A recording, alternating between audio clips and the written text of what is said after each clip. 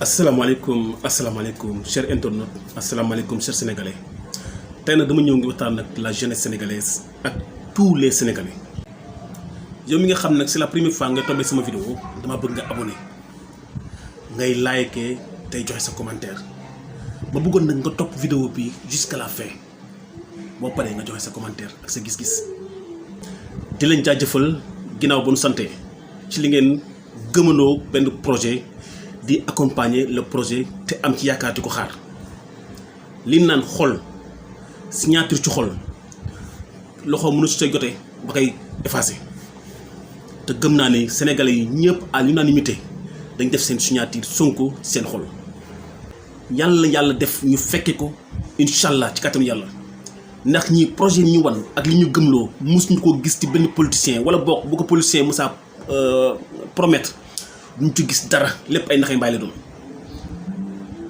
nañ leen jox majorité à l'Assemblée nationale fa nga xam ni fa la ñuy dogalee fa nga xam ni lépp lu ñu nar ci Sénégal fa lañ koy voté te bu ñu amul majorité duñ ko mën Cour des comptes bi nga xam ni dañ ne bu élection yi passé dañ koy taxawal ngir àtte ñi nga xam ne ñoo sàcc al réew mi mais loolu jar nañu voté leen jar na ko.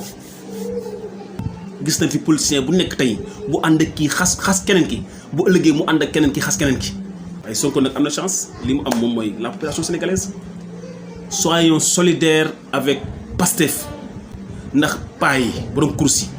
sëriñ si gisaane yi ñi nga xam ne ay ñaankat lan ñi nga xam ne ay kilifa diina nan bu ñu joxee bopp Sonko rek du nen am na lu gis ci moom Sénégal dafa war a changer kat 64 ans d'indépendance naada lan moo fi am des politiques qui s'enrichissent que jeunesse bi Sonko lañu gëm Sonko moo leen woon politique bu bees moo leen gëmloo politique bu bees am na ñoo xam ne jaay nañ seen am ak alal tax xàmme nañ leen nag jeunesse bi xam nañ yàlla ñan moo tax ñu topp Sonko da ngeen sonn rek mais mun leen fexe ba gars yi wan ginnaaw Sonko mënul nekk man li ma gis ak li ma gént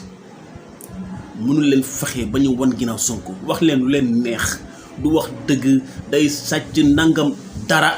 ngeen gën a yàq muy gën a populaire gën a am mbooloo jërë ngeen jëf partagez la vidéo te ngeen abonné ci RTV abonné leen ci RTV partagez le maximum la vidéo like joxe leen seen xalaat ci contenu bi nga xam ni moom laa doon waxtaan ak yéen jërë ngeen jëf